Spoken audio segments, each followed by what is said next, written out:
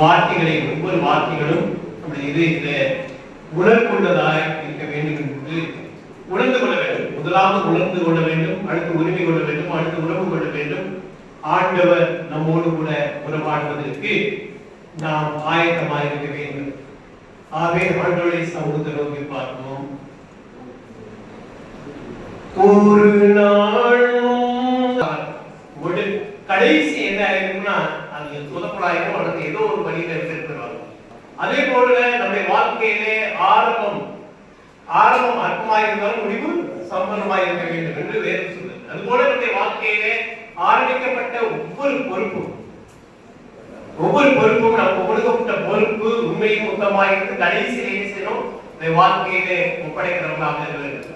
ஆகவே தாமே உடைய கைகளில் என் ஆவியை ஒப்புகிறேன். தந்தைக்கும் குமாரனுக்கும் இருக்கிற உறவு எப்ப பார்க்க பாருங்க, பரலோகத்தில் இருக்கிற எங்கள் பிதாவே. எப்ப ஜெபம் பண்ணும்போது ஆண்டவராகிய இயேசு கிறிஸ்து ஜெபம் பண்ணும்போது பிதாவுக்கும் தந்தைக்கும் தனக்கும் இருக்கிற உறவை எப்பொழுதுமே என்ன செய்யறாரு? எப்பொழுதுமே பல முறை வரும். பிதாவுக்கும் குமாரனுக்கும் தந்தைக்கும் மகனுக்கும் இருக்கிற உறவு பிரிவு விடாதபடிக்கு முதலாவது காமையவனுக்கு மன்னியும் என்று சொல்லி ஆரம்பிக்கிறாரு. இதை கடைசியில் என்ன செய்றார்? நாமே உம்முடைய கைகளில் என் ஆவியை ஒப்புவிக்கிறேன் சொல்லி ஆண்டவர் இங்கு நிறைவான வார்த்தையிலே வந்து சொல்லுகிறார். அப்ப நம்முடைய வாழ்க்கையிலே ஏழாவது வார்த்தை, இந்த ஏழாவது வார்த்தை வந்து 7 என்பது பரிபூர்ணத்தை குறிக்கிறது என்று சொல்லப்படுகிறது. அது போல நம்முடைய வாழ்க்கையில் பரிபூர்ணம் அடைவதற்கு ஆண்டவர் அந்த வார்த்தையை முன்வைக்கிறார். இங்கு 7 சபைகளுக்கு எடுத்துக்கிறதாவது ஆண்டவர் 6ஆம் நாள் படைத்து 7ஆம் நாள் ஓய்வெடுக்கிறார். அப்ப 7வது நாள் பரிபூர்ணத்தின் நாள். அதுபோல 7 எக்கால சத்தம் போட்டு போது 7 எக்காலம் என்று சொல்லப்படுகிறோம். 7 பொன் குத்து விளக்குகளில் மத்தியில் உலாவுகிற தேவன் என்று வேதத்திலே வாசிக்கிறோம். அதே போல இந்தும் கோட்டையை சுற்றி வரும்போது 6 முறை 7வது முறை சுற்றி வரும்போது என்ன செய்யுது? அது தடைக்கட்டமாக இருந்து அது சுதந்திரத்தை கொள்கிறார்கள். அதுபோல நம்முடைய வாழ்க்கையிலே இந்த 7வது வார்த்தையானது நமக்கு பரிபூர்ணத்தை குறிக்கிறது, நமக்கு ஆசீர்வாதத்தை குறிக்கிறது, நமக்கு ஆறுதலை குறிக்கிறது, நம்முடைய வாழ்க்கையில எல்லா நிறைவை குறிக்கிறது. ஆகவே இந்த ஆண்டவர் நமக்கு இந்த 7வது வார்த்தையிலே நாம் ஒவ்வொரு காரியங்களிலும் நாம் ஒப்படைக்க வேண்டிய ஒரு காரியங்கள் நம்முடைய வாழ்க்கையில உணர்வோம், உரிமை கொள்வோம், தேவ உறவு கொள்வோம். ஆனால் உணர்ந்து இருக்கிறோம். ஒவ்வொரு வார்த்தைகளுக்கும் நாம் உணர்வு, அதாவது கல்வாரி சிலுவையிலே அழைக்கப்பட்டு ரத்தம் சிந்தப்பட்டு அப்படியே வேதனையோடு கண்ணீரோடு துயரத்தோடு துன்பத்தோடு அதை பார்க்கிற வேலையில மனிதனுடைய இதயத்துல அந்த உள்ளத்தின் ஆழத்திலிருந்து அந்த உணர்வு, அப்ப உணர்வு இருக்கும் போது இந்த வசனங்களை வார்த்தைகளை நாம் என்ன செய்வோம்னா கைப்படும்.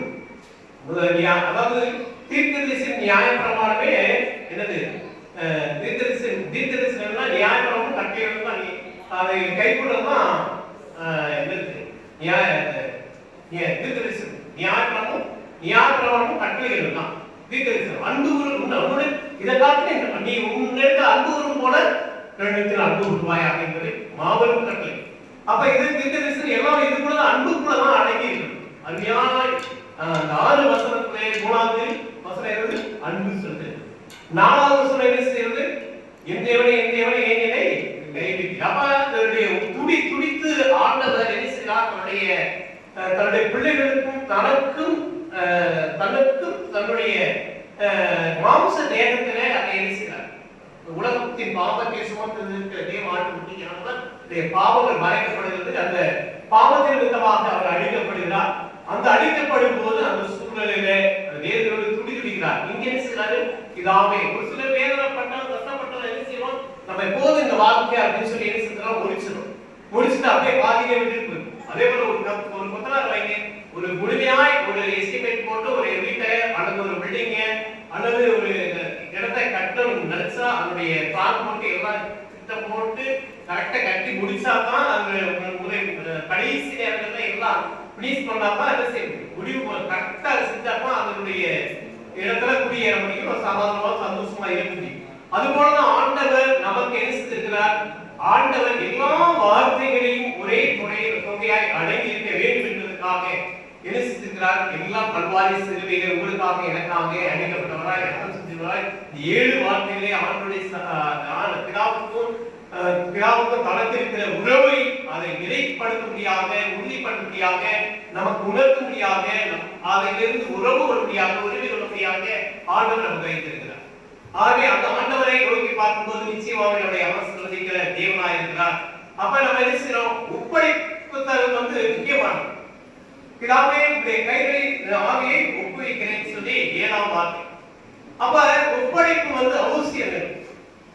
நம்முடைய காணிக்கையினால் சரி, நம்மையினால் சரி, சரியான நேரத்துக்கு, சரியான காலத்துக்கு, சரியான நேரத்துக்கு நம்ம என்ன செய்யணும்? தேவனுடைய ஆலயத்துக்கு வரணும். தேவனுடைய ஆலயத்தில் சரியான நேரத்துக்கு வர வேண்டும். அதாவது நீங்க எனக்கு நல்ல ஒரு ஞாபகம் இருக்கு. நல்ல சூழ்நிலையில அவரை கல்யாணத்துக்கு வந்தார். தேவ ஆசீர்வாதம் கடைசியில சொல்லுவாங்க பாத்தீங்களா, சமாதானம் சொல்லி. அந்த தேவ ஆசீர்வாதம் சொல்லும் போது எனக்கு எந்திரிச்சு வந்துட்டேன் கோபத்துல. எனக்கு கல்யாணத்துக்கு கல்யாணத்துல வெளியில வந்துட்டேன். கடைசி தேவ ஆசீர்வாதம் இன்னைக்கு எனக்கு நிக்கல அப்படின்னு சொல்றாரு. அப்ப இது என்னன்னா, கடைசி வரை நாம் ஒரு காரியத்திலே நிலைத்திருக்க வேண்டும். அப்ப தேவனுடைய ஆலயத்துக்கு வரும்போதும் சரி, முடியும் போதும் சரி, ஆரம்பிக்கும் போதும் சரி, முன்னதாக வரும்போதும் தெய்வீக ஆசீர்வாதம் இருக்கும். அப்ப அவர் சொல்றாரு, கடைசி வரை நான் கடமை கட்டியே கடைசி வரைய வாழ்க்கையில ஒரு திருப்தி இல்லாத ஒரு சூழ்நிலை ஆயிடுச்சு அப்படிங்கிறது. எப்படின்னா, என்னுடைய வாழ்க்கையில ஏன்னா தேவ ஆசீர்வாதம் சொல்லும் போது நான் இல்லை, அன்னைக்கு பிரச்சனை பண்ணிட்டு நான் வெளியில வந்துட்டேன். இன்னைக்கு எனக்கு ஆசீர்வாதம். அதே முடிவு ஆரம்பிக்கப்பட்ட வாழ்க்கை கடைசியாக முடிப்பதற்கு ஆண்டுடைய சமூகத்துல நாம் காத்திருக்க வேண்டும். ஆண்டுடைய சமூகத்துல நாம் நிலைத்திருக்க வேண்டும். அதான் அதுபோல நம்முடைய வாழ்க்கையை ஒப்படைக்கும் போது நிச்சயமாகவே ஆண்டவர் நம்முடைய ஆசீர்வதிக்கிற தேவனாய் இருக்கிறார். அதே போல பிதா தன்னுடைய சித்தத்தை நிறைவேற்றும்படியாக பிதாவாகிய தேவனே உம்முடைய சமூகத்திலே என்னுடைய ஆவியுடைய கரங்களிலே ஒப்புவிக்கிறேன் சொல்லி ஒப்புவிக்கிறார். இங்கே நிறைய வார்த்தைகள் நிறைய சொல்லிக்கே போனால் ஆகவே ஆண்டவர் என்ன செய்யறாருன்னா, அங்கே பிதாவை நோக்கி பார்த்தார். எப்போ பார்த்தாலும் பரமண்டலத்தில் இருக்கிற பிதாவை ஆண்டவரை நோக்கி நான் பார்க்கிறார். உலகத்தை நோக்கி எப்பயுமே பார்க்கல, தன்னுடைய பிதாவை நோக்கி பார்க்கிறார். அதை பிதாவை நோக்கி ஜெபிக்கிறார்.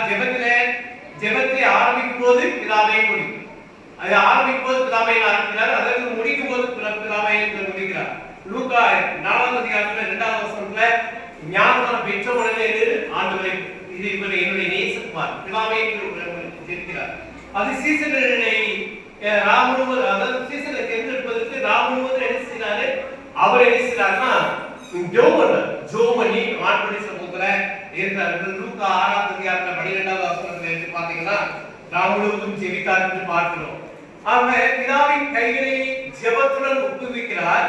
வசனத்தின்படி சங்கீதக்காரன் 31:5 பாத்தீங்கன்னா கர்த்தாவே உடைய கைகளிலே நாவியை ஒப்புவிக்கிறேன்னு சொல்லி சொல்றார். அப்ப வசனத்தின்படி ஒப்படைக்கிறார். முதல்ல ஜெபத்துடன் ஒப்புவிக்கிறார், அதுக்கடுத்து வசனத்தின்படி ஒப்புவிக்கிறார். மத்தேயு 4ஆம் அதிகாரத்துல 17 வாசிக்கலாம் தெரியும். லூக்கா 24:25-27 பாத்தீங்கன்னா வசனத்தின்படி ஒப்படைக்கிறார். அடுத்து முழு மனதுடன் தமது ஆவியை ஒப்படைக்கிறார். முழு மனதுடன் தமது ஆவியை ஒப்புவிக்கிறார். அதுக்கடுத்து ஆண்டவர் தன்னுடைய பிதாவின் கைகளில் பூரண நம்பிக்கையுடன் ஒப்படைக்கிறார். யோவான் 10ஆம் அதிகாரத்துல 17-18 வசனத்தை வாசித்து பாத்தீங்கன்னா தெரியும். தமது ஆவியை எப்படி ஒப்புவிக்கிறார்னா, அவரது கருத்துல தமது ஆவியை மரண பயம் இல்லாமல் ஒப்புவிக்கிறார். மரண பயம் இல்லாமல், ஏன்னா தன்னை பார்த்துக் கொள்வார், தன்னுடைய பிதாவாகிய தேவன் பார்த்துக் கொள்வார் சொல்லி ஒப்புவிக்கிறார். அப்ப இவர் ஒப்புவிக்கிறது தன்னுடைய ஆவியை ஒப்புவிக்கிறது எப்படி ஒப்புவிக்கிறார்? சாத்தான் கைகளில் அல்ல, தன்னை படைத்த, தன்னை உருவாக்கின, தன்னை உண்டாக்கின, தன்னை இந்த பூமிக்கு அனுப்பின தன்னுடைய பிதாவின் கைகளிலே அவர் ஒப்புவிக்கிறார். ஆகவே நம்முடைய ஆதியாகமத்துல பாத்தீங்கன்னா, ஆதியாகமத்துல ஆதாமை மண்ணை எடுத்து உருவாக்கி எரிசினார். 2ஆம் அதிகாரத்துல 7ஆம் வசனத்துல உருவாக்கி எரிசினார், ஜீவ சுவாசத்தை கொடுக்கிறார். அதுபோல இங்கே ஜீவ சுவாசத்தை கொடுக்கிறார். அப்ப ஆண்டவர் ஆரம்பிக்கிற மனுக்குலத்தை மீண்டுமாக பிதாவின் கரங்களிலே கொடுத்து பிதாவுடைய ஆசீர்வாதத்தை பெற்றுக் கொள்ளும்படியாக ஆண்டவர் வைத்திருக்கிறார். அதுபோல நம்முடைய வாழ்க்கையில ஒப்படைப்பு மிகவும் அவசியம். ஒரு கணக்கு கொடுக்கிறாங்கன்னா, ஒரு கணக்கு கொடுத்தா தான் அதுல இருந்து நம்பிக்கை இருக்கும். அப்படிதானே? ஒரு பணத்தை கொடுக்குறாங்கன்னா அதுக்கு கணக்கு ஒப்புவிக்கணும். அவருடைய வாழ்க்கையில எதை கொடுத்தாலும் சரியான நேரத்துக்கு சரியான காலத்துக்கு கரெக்டா வந்து ஒப்புவிக்கணும். ஒப்புவிக்கிறது முக்கியமானது. அதுபோல நம்முடைய வாழ்க்கையிலே ஆண்டவர் நம்முடைய நிறைவேற்ற, அவருடைய திட்டத்தை நிறைவேற்ற, நம்முடைய பாடுகளை நீக்க, நம்மை பரிசுத்தமாக்க, நம்மை ஆண்டவரோடு கூட இணைக்க, அவருடைய நித்திய வாழ்க்கைக்கு நித்திய ஜீவனுக்கு செல்வதற்கு இந்த பூமியிலே நமக்கு ஒவ்வொரு வருடமும் ஒவ்வொரு ஈஸ்டர் பண்டிகை, ஒவ்வொரு புனித வெள்ளியும், ஒவ்வொரு கிறிஸ்துமஸ், ஒவ்வொரு நாட்களும் கிடையாது. ஒவ்வொரு நிமிஷமும் நமக்கு ஆண்டவர் நமக்கு தந்திருக்கிறார். மறந்துவதற்கு அவருடைய வார்த்தைகளை, அவருடைய வாழ்வாதத்தை, அவருடைய வாழ்க்கை வரலாறை, அவருடைய சத்தியத்தை நாம் உணர்ந்து உரிமை கொண்டாடி தேவ உறவு கொள்ளும் போது நிச்சயமாக நம்முடைய ஆசீர்வதிக்கிற தேவனாய் இருக்கிறார். அவர்களை பாதுகாக்கிற தேவனாய் இருக்கிறார். நம்ம வெள்ளெடுக்கிற தேவனாய் இருக்கிறார். அது பிரச்சனை 7வது அதிகாரம் 12வது வசனத்தை பார்த்தீங்கன்னா, 15வது வசனத்தை பார்த்தீங்கன்னா, காலத்துக்கு முன்னே நாம் சாக வேண்டும்னு அவசியமே கிடையாது. அப்ப இன்னைக்கு நிறைய பேர் தன்னுடைய வாழ்க்கையில என்ன செய்யறாங்க, பிரச்சனை வந்த போராட்டம் வந்தோடனே என்ன செய்யறாங்க, தன்னுடைய வாழ்க்கையில எல்லாத்தையும் விட்டுவிட்டு தன்னுடைய தவறான வழிக்கு போய் செஞ்சு என்ன செய்யறாங்க, தன்னுடைய வாழ்க்கையை இழந்து கொள்ளுகிறார்கள். அது என்ன செய்யறாங்க, வாழ்க்கையை முடிச்சிடறாங்க.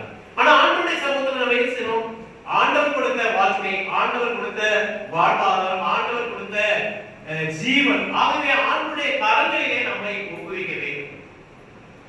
ஆகவே ஆண்டவருடைய சமூகத்துல நல்லா யோசிச்சு பாருங்க, சிந்திச்சு பாருங்க.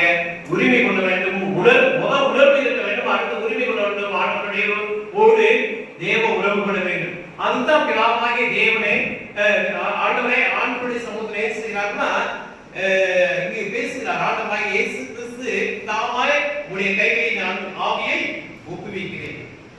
7ஆம் வார்த்தை பரிபூர்ணத்தை குறிக்கிறது, நம்முடைய ஆசீர்வாதத்தை குறிக்கிறது.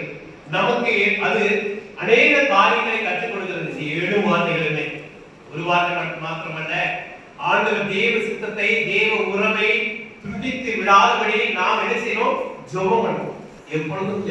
எப்பொழுதும் ஜெபம், இடைவிடாமல் ஜெபம். அதான் வேற வசனம் சொல்லுது, கர்த்தரை நான் எக்காலத்திலும் ஸ்தோத்திரிக்கிறவர் துதி எப்போதும் வாயில் இருக்கும். வேற வசனம் சொல்லுது. அப்ப நம்முடைய வாழ்க்கையில ஜெபம் குறைஞ்சிச்சுன்னா, ஆண்டவரோடு கூட இருக்கிற ஐக்கியம் குறைஞ்சுனா பாவம் ஏற்படும், சாபம் ஏற்படும். நமக்கு என்ன செய்யலாம், நம்மளை நாமே பரிசோதித்து உணராதபடிக்கு நம்ம என்ன செய்யலாம், நமக்கு போய்க்கிறோம். ஜெபம் தான் நம்மளை எல்லாத்தையும் உணரும். ஆகவே ஆண்டவர் பிதாவே தன்னுடைய கைகளில் என் ஆவியை ஒப்புவிக்கிறேன். யூதர்கள் அப்படிதான் நைட்ல ஜெபம் பண்ணும்போது அப்படிதான் ஜெபம் பண்ணுவாங்க. ஆண்டவரே உங்களுடைய கைகளில் என் ஆவியை ஒப்புவிக்கிறேன். காலையில எழுந்திருந்தா ஆண்டவருடைய சித்தம், ஆண்டவருடைய திட்டம், ஆண்டவருடைய நோக்கம் அது தெரியாது. ஆகவே ஆண்டவருடைய சமூகத்துல நம்மையும் என்னையும் என்னுடைய குடும்பத்தையும் 2 பிள்ளைகளையும் ஆண்டவரே உங்கள் கரங்களிலே என்னை ஒப்புவிக்கிறேன்னு சொல்லி ஆண்டவருடைய சமூகத்துல நம் பிதாவுக்கும் குமாரனுக்கும் இருக்கிற உறவு, அதுபோல உங்களுக்கும் ஆண்டவருக்கும் எனக்கும் ஆண்டவருக்கும் இருக்கிற உறவை எப்பொழுதும் துண்டித்து போடாதபடி தொடர்ந்து ஆண்டவருடைய சமூகத்துல நாம் என்ன செஞ்சிருவோம், எப்பொழுதும் ஜெபம் பண்ணுகிறவர்களாக காணப்படுவோம். ஆகவே ஆண்டவர் பரிபூர்ண ஆசீர்வாதங்களை தருவார். ஆண்டவர் பெரிய காரியங்களை செய்வார்.